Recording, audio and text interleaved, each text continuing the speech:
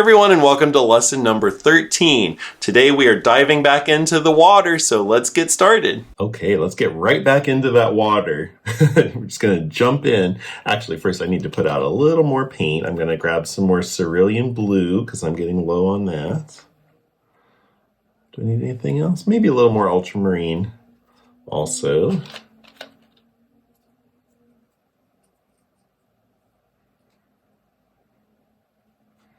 And I'm going to grab one other color. If you have it, you might want to put this out too, and that is burnt sienna. It's kind of an orangey brown color that I think might be good to add into just a few of the ripples because it kind of feels like a more shadowy version of the orange in the sky. It's kind of like a rust color, but when you thin it down, it I think will work really well for that.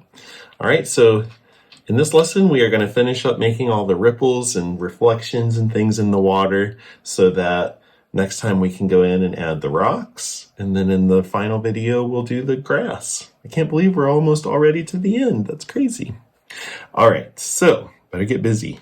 Going to take some of my cerulean blue first and maybe neutralize it a smidge with a touch of the burnt sienna. Oh, there we go. That's pretty. All right, I'm going to do more of that.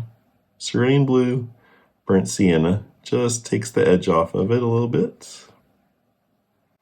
All right, now I'm going to go back and because I noticed that I want to just kind of get a little bit more blue and kind of even out some of these areas over here. So I'm going to just very lightly kind of do a wash of that color. So just pull some of these sections together, get a little bit more of a shadowy feel.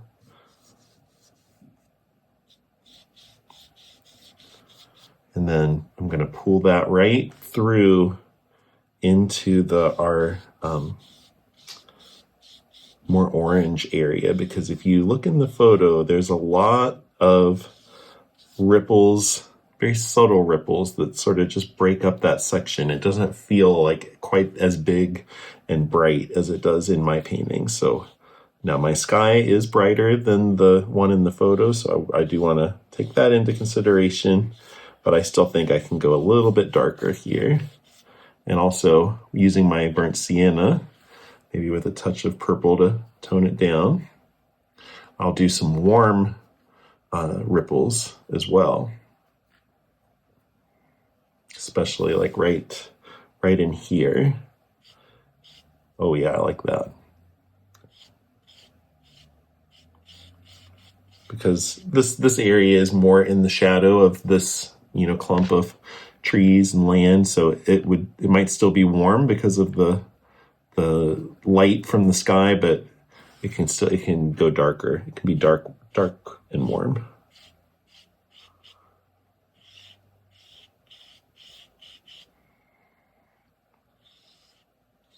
Just take your time.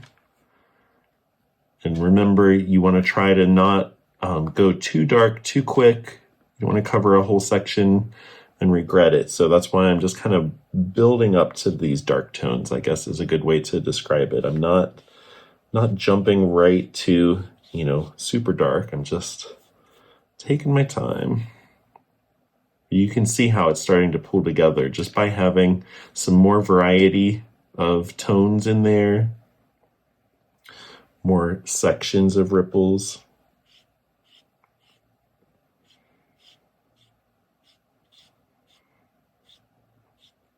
It's really activating that space in a beautiful way.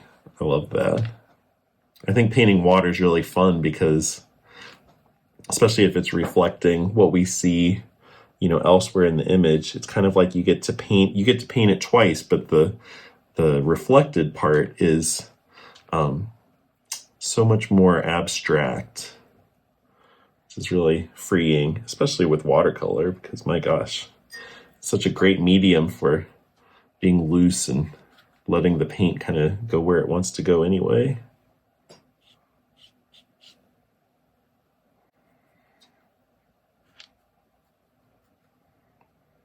This would be a very good therapeutic activity for somebody who is very, needs to have everything in control all the time, because sometimes I feel like the best watercolor paintings are when you just let go of that and let the paint do its thing. I'm trying to do some bigger brush strokes in there too, not just all the super skinny ones, because there are so many different sizes and shapes of ripples that I see in this image. So variety, especially as it comes closer to us, we're going to see more. Might do a little more of the orange and the red, purple. Just warm up a few spots in there too. Oh, that's pretty.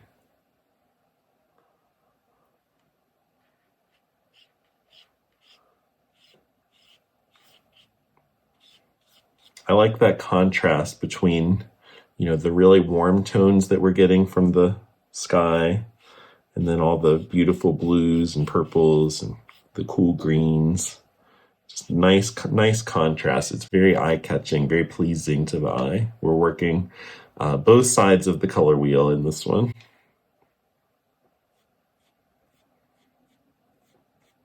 Okay, just pulling some cerulean blue through the two sides so that it's really clear that we're getting the reflection of that mountain in there.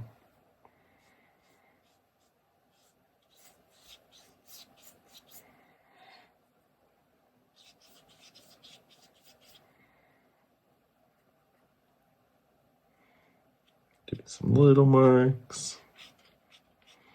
You can experiment with different sizes of brushes for this. When I'm doing a lot of lines, like ripply lines like this, I actually prefer a little bit bigger brush rather than the pointy one. I like the pointy one for doing little lines and little details, but when I need to make a lot of very fluid lines, for me, it's easier to use the bigger brush. I don't know why.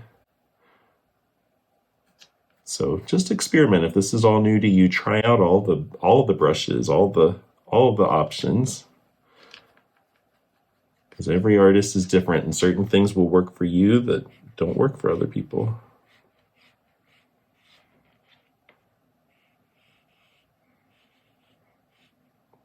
I love painting water. I think you can just be so free, and I think it's because I really like line, and this is a way to really bring line as an element into your painting, just to do all these ripples and make them all different. It's looking great.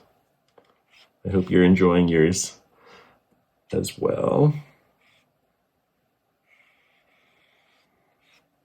A few more little accents of that really. I want it to feel like the really warm tones, the real orangey color is farther back here, because you have to think what we're painting in the water is a mirror image of this. So the brightest tone will be the closest, and then it will start to go that way only as it goes down.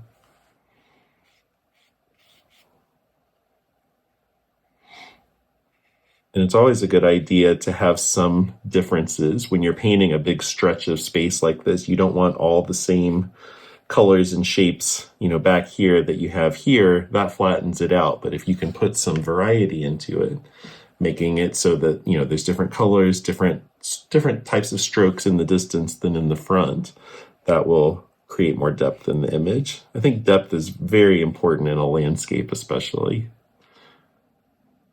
You want the viewer to feel like they could just walk right into it, or swim into it, or whatever the case may be. All right, I'm feeling pretty good about this water. I'm excited to get the rocks in and the grass and all of our little finishing touches. So that's a good stopping point for now. Awesome job, everyone. Okay, so our water is good to go. In our next lesson, we are going to start adding some rocks. I'll see you then.